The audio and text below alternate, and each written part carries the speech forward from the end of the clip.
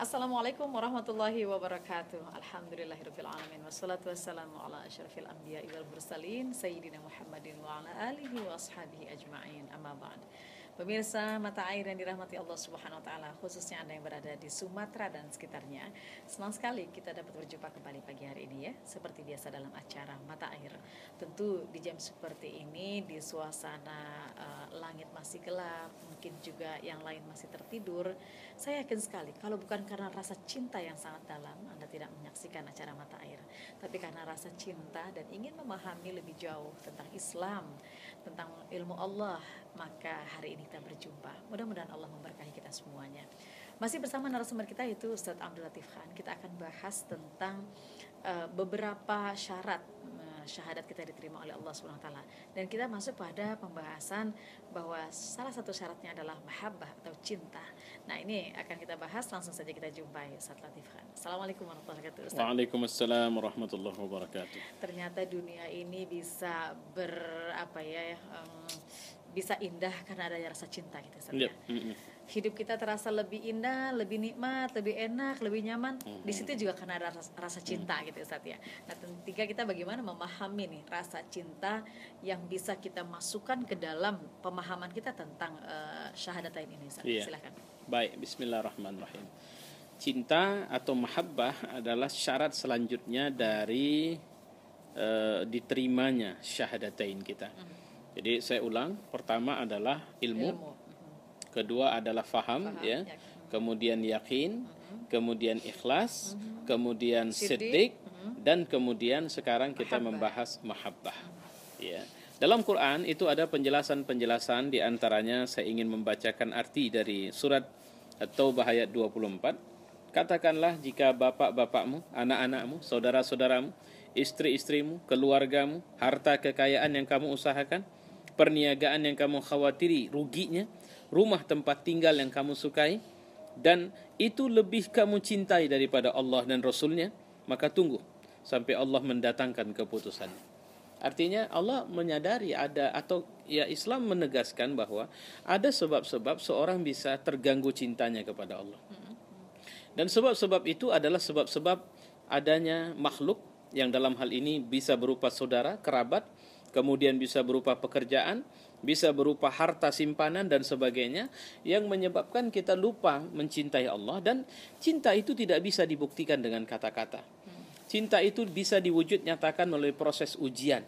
Nah, seorang menyatakan bahwa dia cinta kepada Allah, ini bukan ungkapan yang langsung diterima. Manusia saja ketika berjumpa dengan seseorang, lantas seseorang mengatakan I love you, maka lantas kemudian I love you too. Saya pikir hanya orang-orang yang aneh saja, atau memang dia bukan cinta tapi dorongan syahwat saja, yang kemudian akan berpadulah perusakan kata cinta itu dalam hidup mereka. Ya.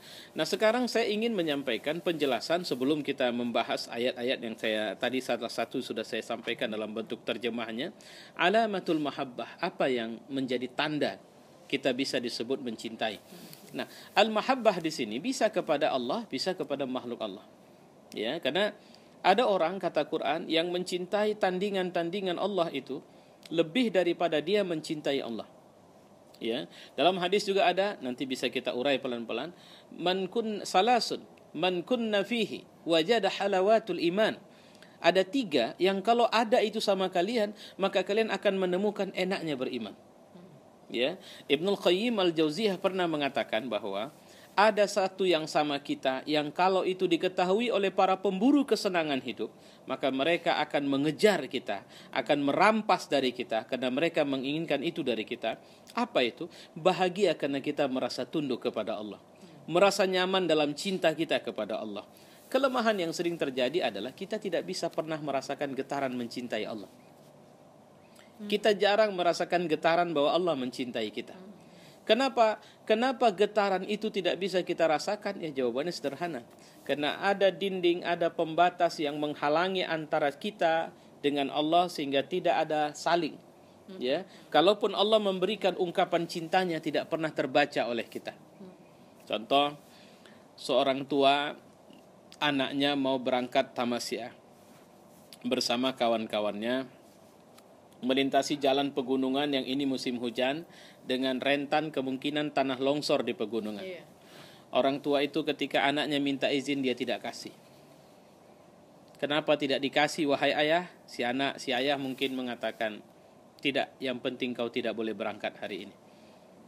Tolonglah, saya sudah mempersiapkan semuanya bersama teman-teman. Kami sudah punya program yang cukup di sana. Tidak, dan jangan pernah menawar lagi.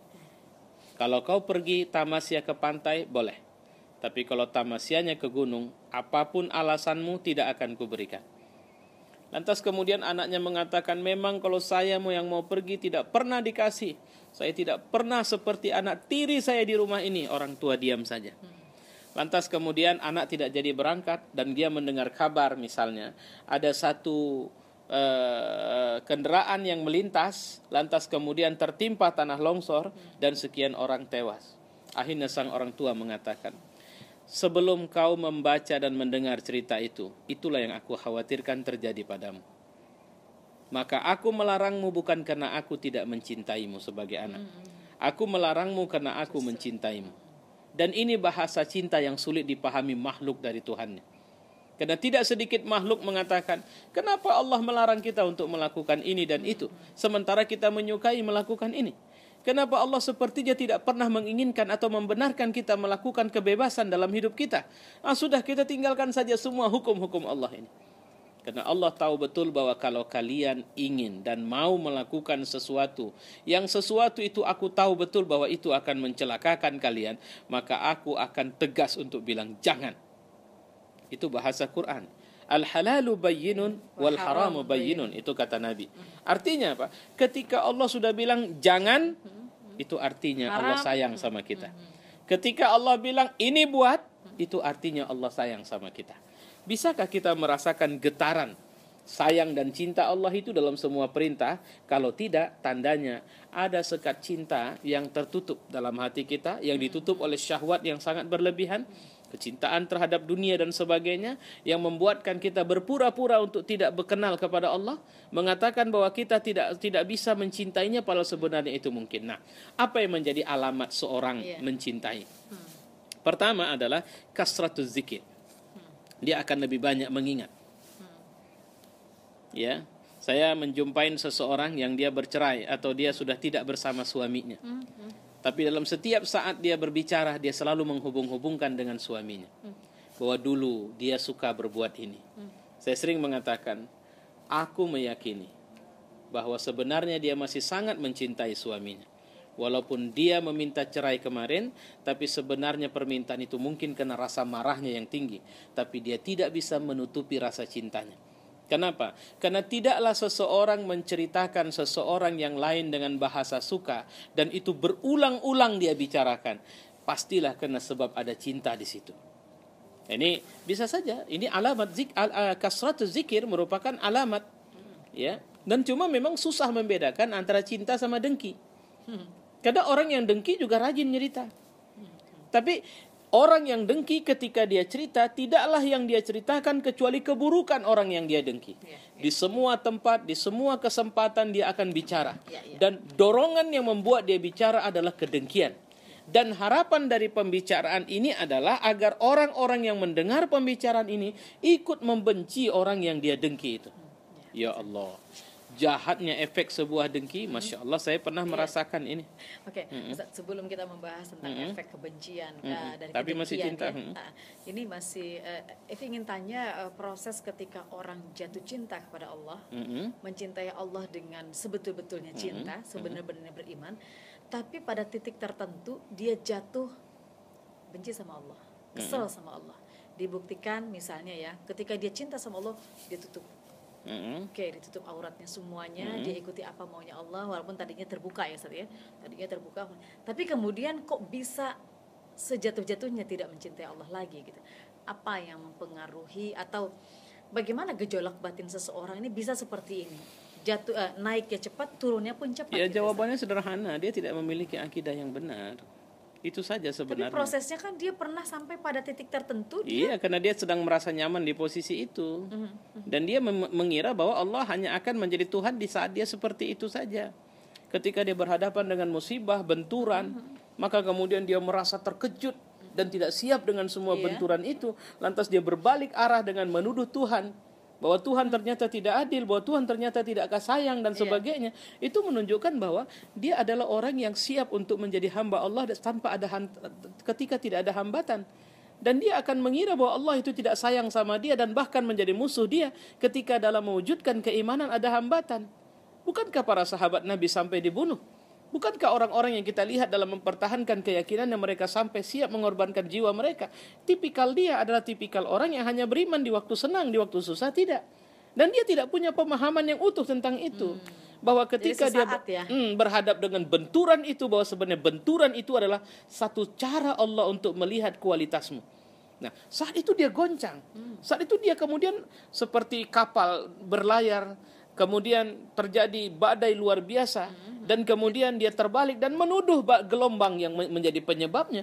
Padahal ternyata sudah diperkirakan Anda tidak boleh jalan, ada badai besar malam ini, yang kemudian dengan badai besar ini diperkirakan kapal dengan sekelas Anda tidak bisa akan melintasi badai ini dengan baik, dan dia jatuh.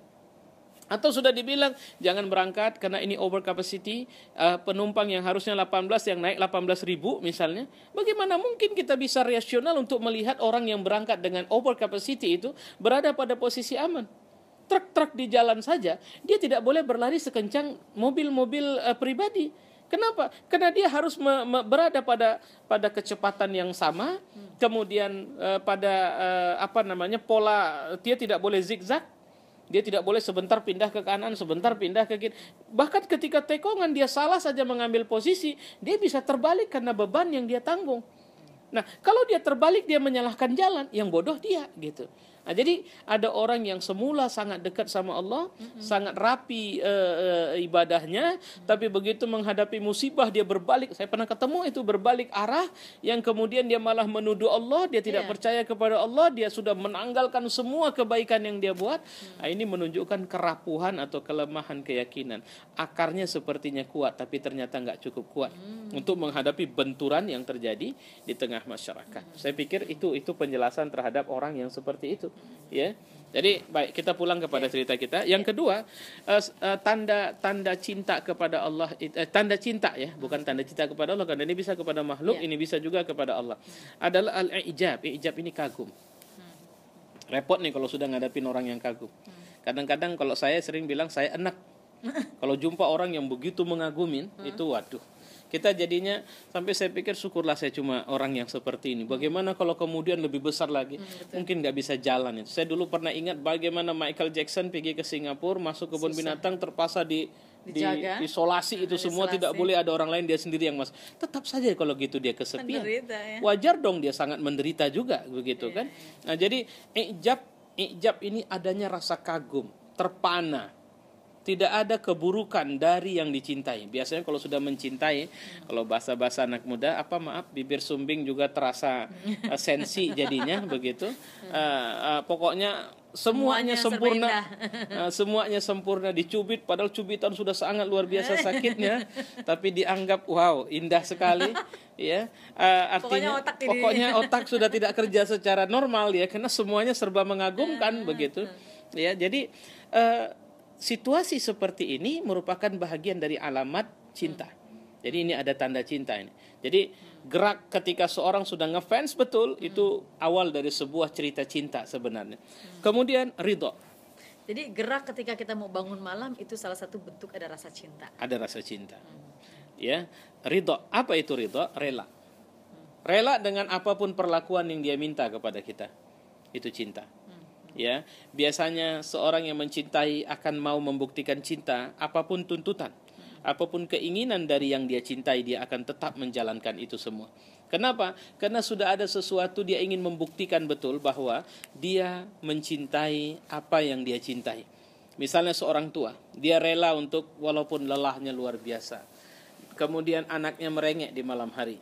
Lantas kemudian memanggil-manggil namanya untuk kemudian dibuatkan susu atau apa. Maka dia tetap akan tegak. Tidaklah itu kemudian terjadi pasti karena sebab dasar cinta. Ya, saya sering mengatakan sama-sama perempuan.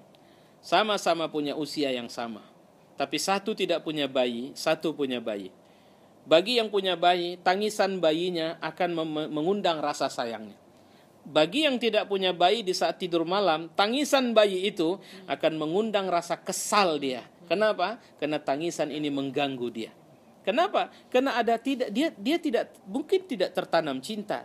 Atau karena sebab apa? Karena dia tidak merasa memiliki. Ya, adanya perasaan atau adanya keyakinan memiliki itu yang membuat kemudian akhirnya seorang ibu bangkit, kemudian walaupun dia mengantuk dan sebagainya, dia tetap lakonin itu. Ini saya sampaikan ringkas ini. Kemudian tadhiyah itu merupakan alamat. Tadhiyah ini semacam rela, siap berkorban. Seorang yang mencintai, walaupun dia sayang kepada apa yang dia miliki, dia akan memberikannya. Tidak ada cinta tanpa pengorbanan. Nah, ini udah pakai bahasa yang orang-orang sana lah yang memakainya gitu kan. Tapi memang demikian. Memang demikian keadaan. Allah menuntut kita untuk melakukan sesuatu sampai kita berkorban kok. Iya. Ketika seorang menyatakan Tuhanku Allah, maka seorang itu sudah harus siap untuk menghadapi ujian-ujian cinta dia. Dan buatlah dia belum mencintai, tapi Allah yang mencintainya akan menguji kadar dia. Ada orang yang mengatakan, tapi kenapa ujian ini seperti tanpa akhir? Karena ada cara Allah, dia ternyata sayang dan suka sekali melihat kita berada dalam posisi ujian. Karena tidak sedikit orang yang berada di posisi ujian, dia itu melakukan kebaikan, dia melakukan tahajud, dia membaca Al-Quran, dia dekat kepada Allah dan Allah suka itu. Maka Allah terus menerus memberikan ujian kepadanya, karena sebab Allah suka dia melakukan itu. Nah, itu yang harus kita pahami.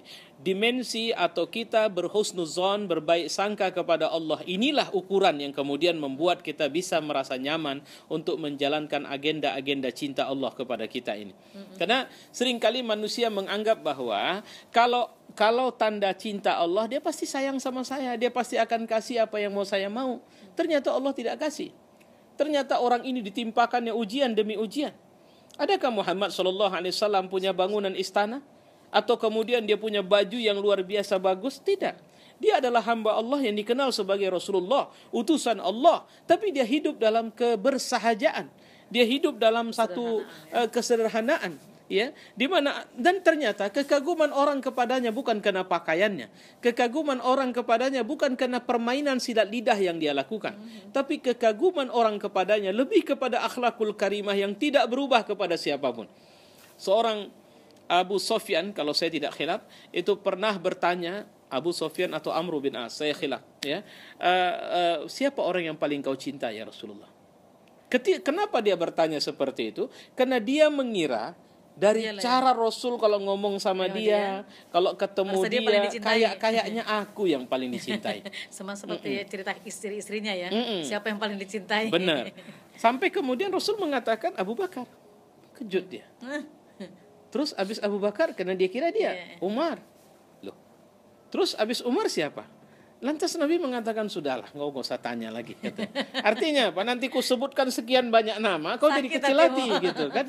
Nah, apa yang membuat akhirnya dia terpana dan mengira jawabannya sederhana. Rasul tidak pernah memperlakukan orang dengan perlakuan yang berbeda. Artinya, ketika dia bicara kepada orang, dia menggunakan semua estetika, akhlak, dan semua yang diperlukan dalam pembicaraan, sehingga orang yang menjadi teman bicara dia senang. Bahkan kepada orang yang paling buruk sekalipun Nabi tidak pernah mengucapkan kalimat yang buruk. Ya Allah, satu akhlak yang betul-betul dimotivasi oleh keimanan yang penuh kepada Allah, dan kemudian betul-betul ini adalah akhlak Qur'ani. Ya, baik. Kemudian, cinta itu juga memunculkan khauf.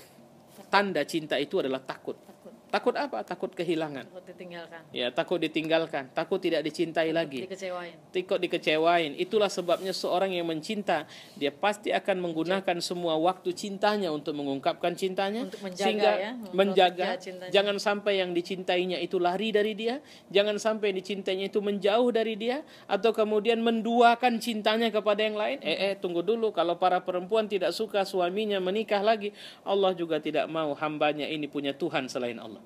Jadi kalau seorang istri cemburu dan sangat cemburu dan tidak bisa terima kalau dia ada suami yang menjadi suaminya punya istri yang lain, maka Allah juga sangat tidak bisa terima, bahkan tidak akan pernah menerima orang yang ada Tuhan selain dia. Jadi walaupun ini tidak merupakan perbandingan yang sepenuhnya sama, saya cuma ingin mengungkapkan betapa tidak bisa terimanya Allah. Bahwa kalau bicara cinta, kau hanya boleh sepenuhnya mencintaiku. Ya Tuhan, bolehkah aku mencintai istriku setelah kau mencintaiku? Dan kau mencintai istrimu atas instruksiku, karenaku. Jadi ada untungnya seorang istri yang mencintai suaminya dan meminta suaminya sepenuhnya mencintai, maka dia manusia, dia tidak mau seorang membagi cintanya. Tapi Allah unik. Ketika kita mencintainya sepenuhnya, maka dia menyuruh kita mencintai makhluknya. Tapi dengan cara yang dia mau. Dia suruh kita mencintai manusia, dia suruh kita mencintai tumbuhan, dia suruh kita mencintai binatang. Bahkan dia marah ketika seorang suami tidak berlaku benar kepada suaminya. Itu dibuktikan dari pernyataan Rasul, berbaik-baiklah kalian kepada istri kalian. Karena sebaik-baik laki-laki adalah laki-laki yang berbuat baik kepada wanita, kepada istrinya. Dan akulah sebaik-baik laki-laki kepada istriku. Artinya apa? Indikator kebaikan yang ada pada seorang laki-laki bukan karena hebatnya dia di luar sana. Tapi bagaimana istrinya menerima dia. Makanya sering saya bilang, jangan pernah mengagumi seseorang dan kau tidak tahu seperti apa istrinya terhadapnya. Tanyalah kepada istrinya bagaimana suamimu ini secara jujur.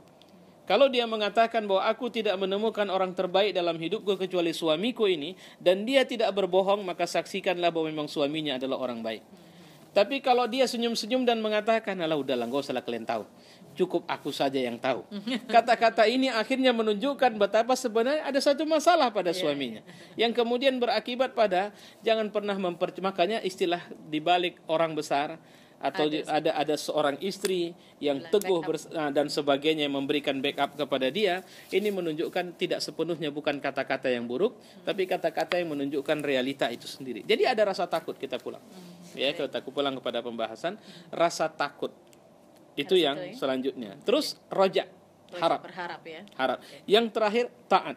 Nah, ini kalau saya tidak sempat waktu karena saya mau menyelesaikannya di episode yang satu ini sebenarnya. Jadi karena waktunya sudah habis. Takut, harap, dan terakhir adalah taat kepada yang dia cintai. Saya pikir itu. Ustadz luar biasa, hari ini sudah ke berapa? 15 ya Ustadz ya, hari ke-15. Mudah-mudahan ini juga belum tuntas ya.